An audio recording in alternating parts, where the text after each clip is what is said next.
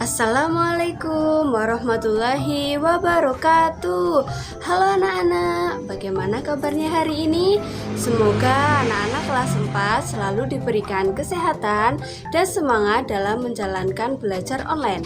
Nah anak-anak, sebelum kita belajar, marilah kita berdoa terlebih dahulu agar kita diberikan kemudahan dalam belajar dan ilmu yang didapatkan dapat bermanfaat. Bagi anak-anak yang muslim, silakan kalian melafalkan basmalah. Bagi anak-anak yang non-muslim, silakan kalian ikuti tata cara berdoa menurut agama kalian masing-masing. Berdoa, mulai. Bismillahirrahmanirrahim. Amin. Nah anak-anak, marilah kita menyanyikan lagu nasional Satu Nusa Satu Bangsa. Ibu harap dengan kalian menyanyikan lagu Satu Nusa Satu Bangsa, kalian lebih mencintai Indonesia dan jiwa nasionalisme kalian semakin terpupuk. Mulai ya, 1, 2, 3.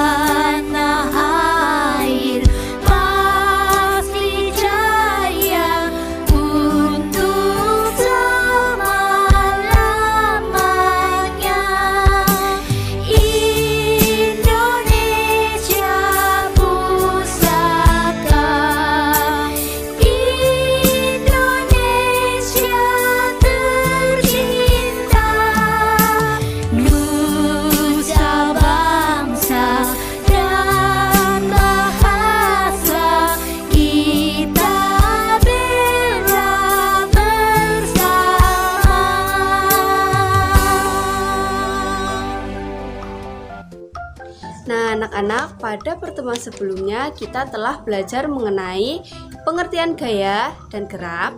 Kemudian kita juga sudah belajar mengenai cerita fiksi, macam-macam cerita fiksi, dan tokoh pada cerita fiksi. Pada kesempatan hari ini kita akan mempelajari mengenai gaya dan pengaruh gaya terhadap gerak benda pada kehidupan sehari-hari. Kemudian yang kedua, kita akan belajar mengenai cerita fiksi, yaitu menganalisis tokoh-tokoh cerita fiksi serta menyimpulkan apa itu antagonis dan protagonis. Kemudian yang ketiga, kita akan belajar mengenai macam-macam tarian yang ada di Indonesia. Nah anak-anak, coba amati gambar yang ada di samping ibu ini. Gambar apakah ini? Nah ini merupakan gambar seorang anak bernama Dayu. Dayu adalah anak yang berasal dari Pulau Dewata atau yang kita kenal dengan Pulau Bali. Seperti yang kita tahu, Pulau Bali memiliki banyak sekali keunikan. Salah satunya adalah tarian dari Bali. Kemudian pesona alamnya juga sangat indah, sehingga masyarakat mancanegara sangat senang mengunjungi Pulau Bali.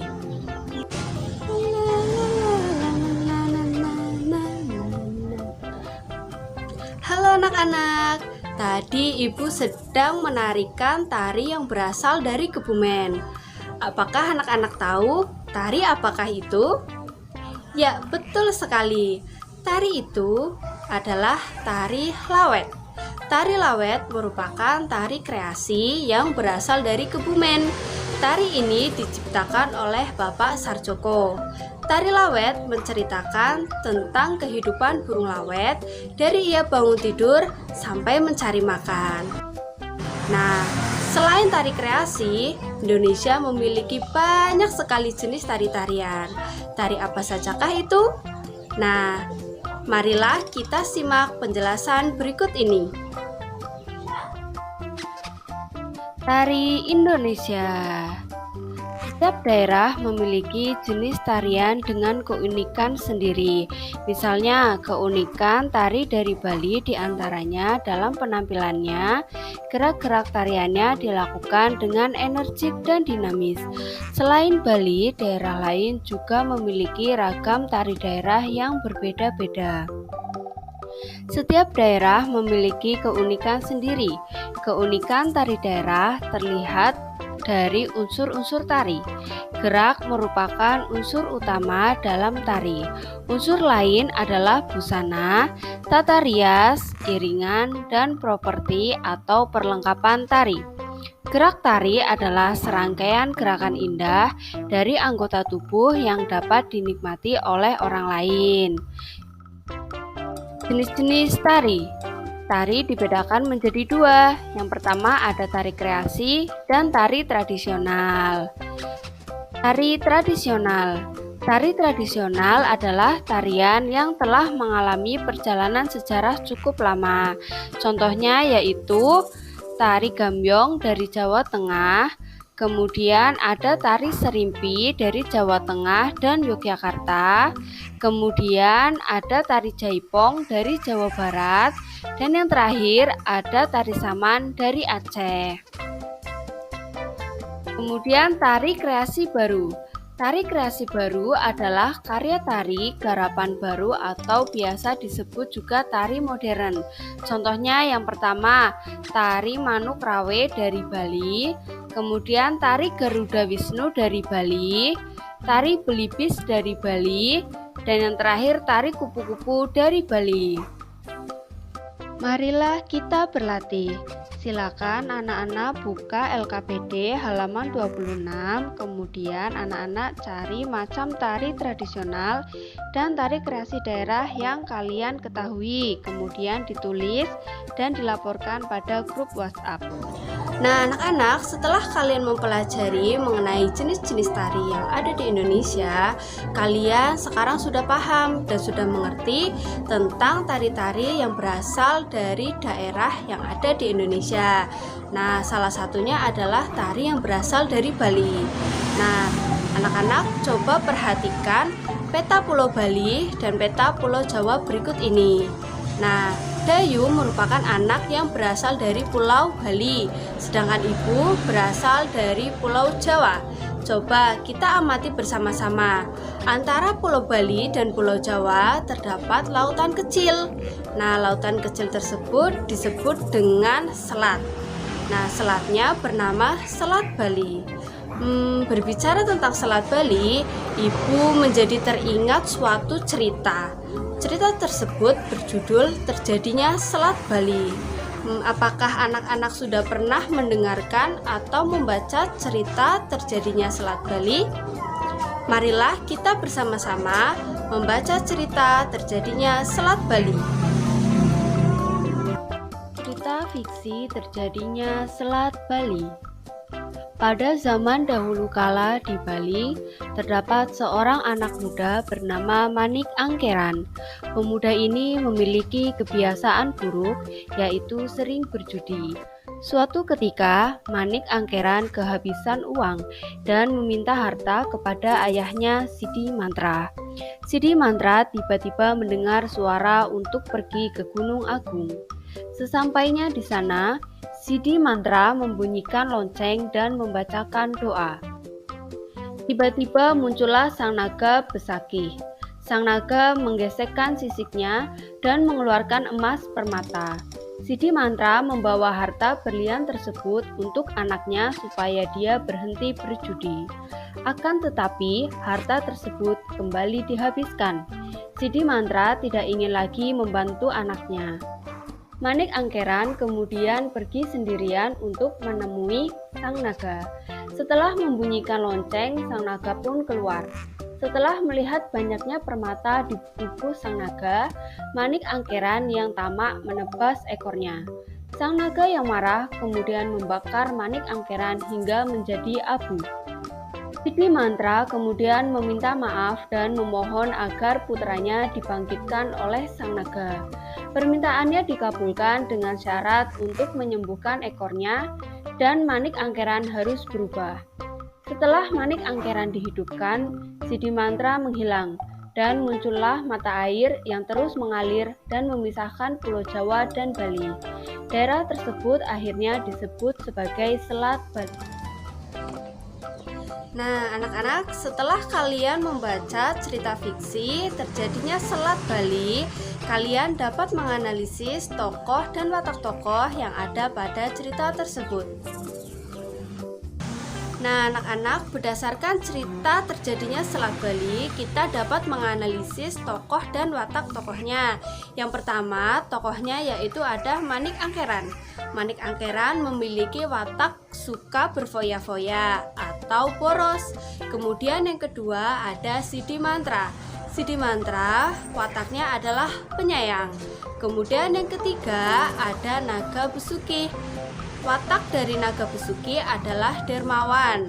Nah, amanat yang dapat kita ambil dari cerita tersebut adalah kita sebaiknya selalu mendengarkan apa kata orang tua dan sebaiknya kita tidak hidup berfoya-foya. Anak-anak, setelah kita mengetahui watak dari tokoh yang ada pada cerita fiksi terjadinya Selat Bali, kita dapat menarik kesimpulan mengenai tokoh antagonis dan tokoh protagonis. Tokoh antagonis adalah tokoh yang memiliki sifat jahat atau sifat yang buruk. Contohnya tadi Manik Angkeran, ia memiliki sifat suka berfoya-foya. Kemudian tokoh protagonis adalah tokoh yang memiliki sifat baik atau memiliki kepribadian yang baik. Contohnya tadi Sidi Mantra, sifatnya yaitu penyayang, dan Naga Besuki yang suka membantu.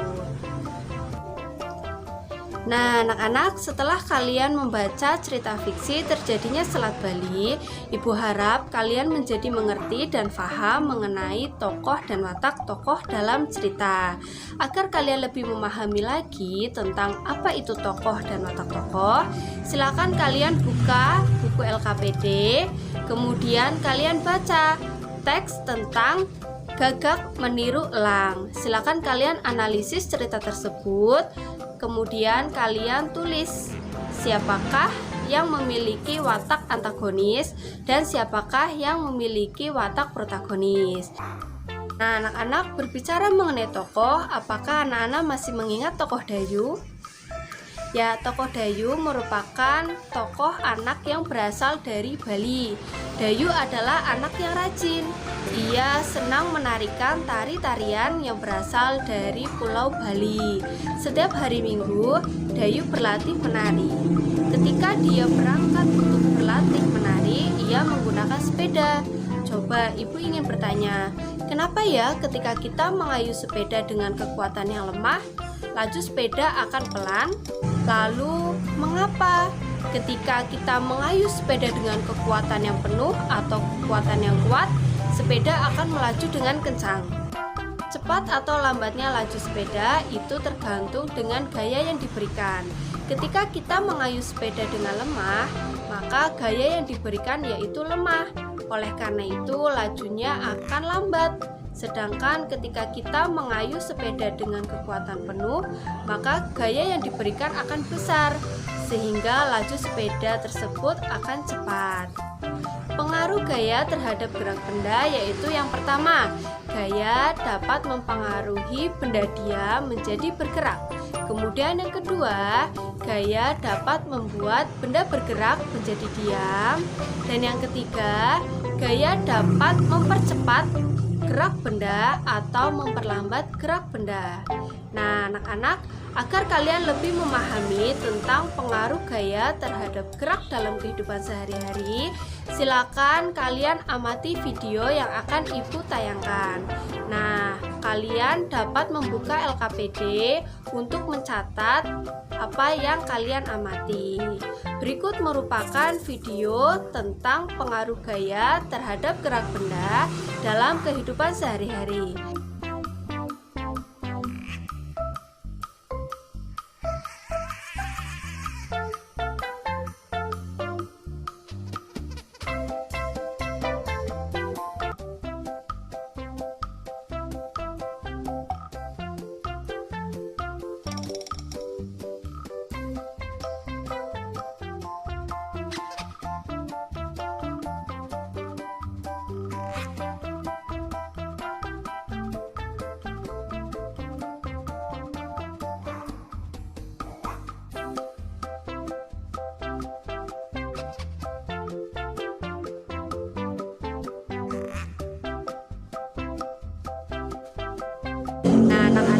Marilah kita menyimpulkan materi yang telah kita pelajari hari ini. Yang pertama, kita telah belajar tentang macam-macam tari. Kemudian yang kedua, kita sudah belajar mengenai tokoh dan watak tokoh yang ada pada cerita fiksi. Kita juga telah belajar tentang tokoh antagonis dan protagonis. Kemudian yang ketiga, pengaruh gaya terhadap gerak benda. Untuk menguji pemahaman kalian, silakan kalian kerjakan soal evaluasi yang ada pada Google Form. Ibu harap kalian mengerjakan dengan jujur dan teliti. Nah, anak-anak, persiapkan pembelajaran selanjutnya. Marilah kita berdoa sebelum menutup pembelajaran pada hari ini, agar kegiatan pada hari ini mendapatkan berkah dan manfaat. Berdoa, mulai. Alhamdulillahirabbil alamin. Amin. Nah, sekian pembelajaran yang dapat Ibu sampaikan. Terima kasih. Wassalamualaikum warahmatullahi wabarakatuh.